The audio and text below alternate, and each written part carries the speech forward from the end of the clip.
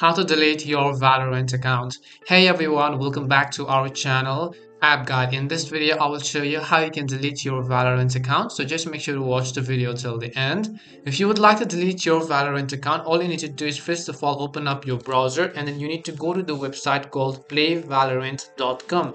I'll also make sure to drop the direct link down in the description box.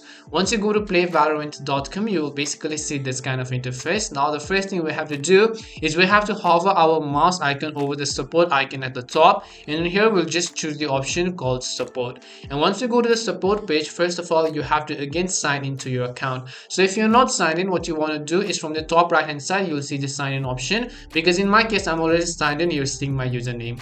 After you sign in, you'll see this kind of interface, so you have to click on the option called submit a ticket, which is at the very top.